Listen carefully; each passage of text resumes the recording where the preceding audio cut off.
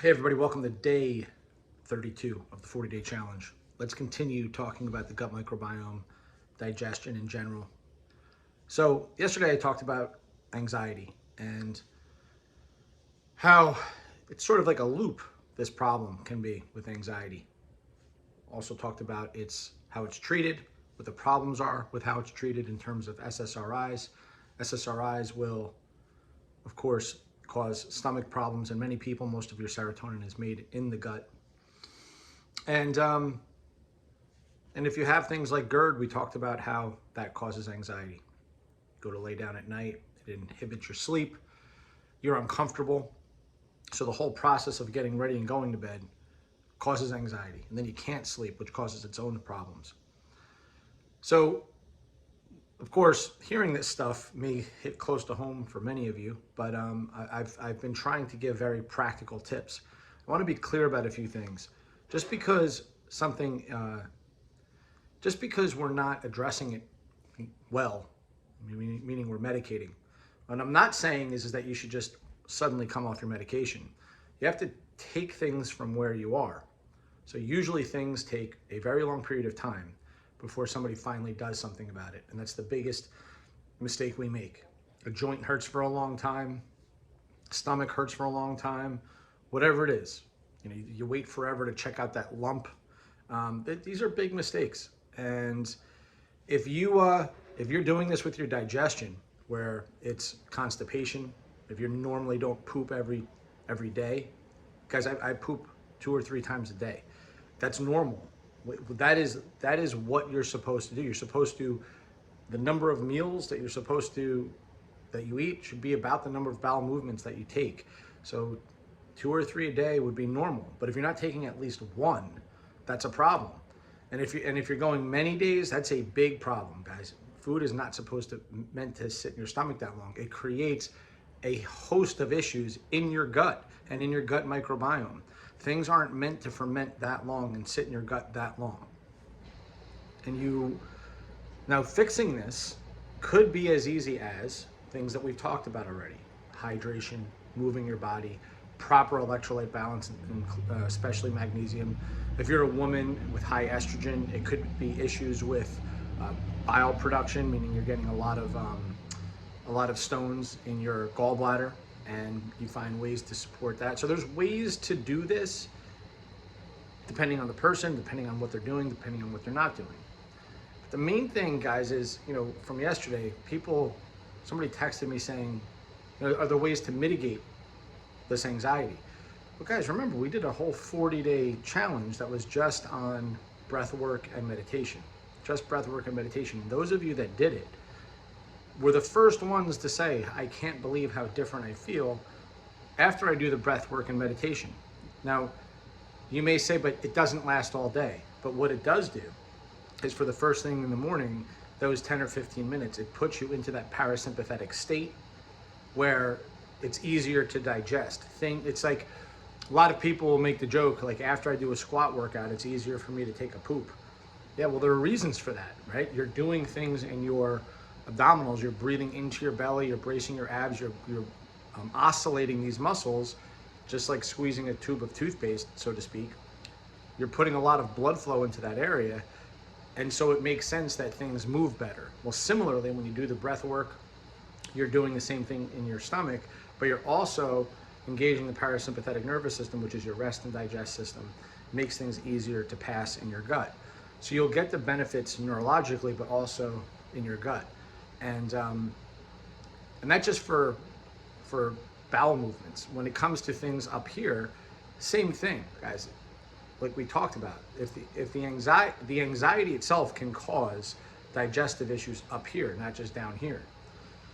So doing things like breath work, just the breath work, you don't even have to do the meditation, but certainly if you want, do the meditation for just 10 minutes a day, makes a big difference.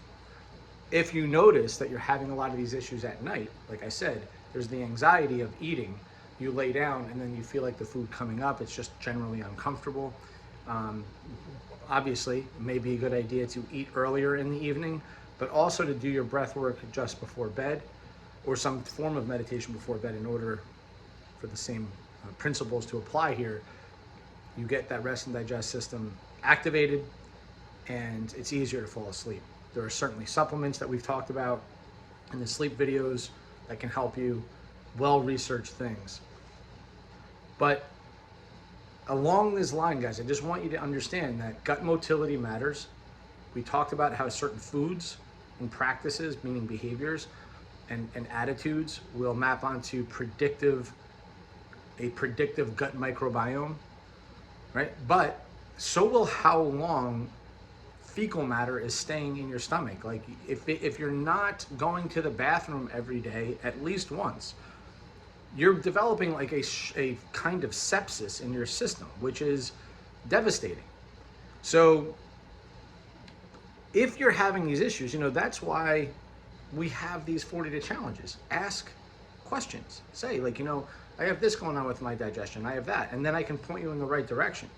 I'm just trying to point out a general trend here that in order to get better, you start with the first 20, 30 days. As I get better questions, I'll get better answers. I'll give you better answers. So there was a question about what can I do about anxiety? Well, I'm telling you the number one thing we already did. It's the benefits are obviously all the things that I listed about digestion, but also we talked about nitric oxide. We talked about a whole bunch of things that breath work will give you in order to be a healthier person. What else can you do? Well, let's suppose that you have issues going on with, for example, I mentioned hiatal hernia. So pregnant women will often get this because the stomach pushes up, their stomach pushes up on the bottom part of the stomach itself. I should say belly pushes up on the stomach, and it starts to push through that sphincter at the top. Same thing if you're overweight and you sit down a lot. Hiatal hernia isn't that uncommon. Depends on how bad the hernia is. But you can literally just go under your rib cage, push down and over to the bottom of your hip. So here, I'll go down here. So if I so your stomach is slightly on your left side, okay? So I'll go right under my rib cage. I'll find this area. So not really right in the middle, more a little bit to the left. I'll push down and over to my left hip, preferably while I'm laying down, and I'll traction that out. That will give a lot of people relief. You do it laying down, you exhale as you push down and away, and you'll notice that over time that can cause some people relief. Again, this is specific for hiatal hernia. You can there's your ileocecal valve where you can self-massage. I'll show you here, where there's your belly button and then there's the top of your hip bone here. Just go right into the middle. This would be on your right-hand side, and you just massage right there. That tends to get very congested. You just massage in a circular pattern. Same thing, first thing in the morning before bed. Some of you have come to me with shoulder problems, and one of the things that as I'm diagnosing you, I realize it's not a shoulder problem. It's a problem. It's a gallbladder problem. So that the ferric nerve comes all the way up into your shoulder. So when your gallbladder is super congested, which many people's are, we already talked about the state of the average gallbladder. You can just create some relief by going under the right rib cage, pushing. There's those massage tools that you guys have seen me use. Push into there and give yourself a little bit of a self-massage in there. You'll be doing your digestive system a lot of giving your digestive system a lot of help, as well as relieving that nerve pain that shoots up into your right shoulder all the time. So there are things you can do manually to yourself if you bother to learn them. Some of you I've taught these things to. But guys, this is your 40-day challenge.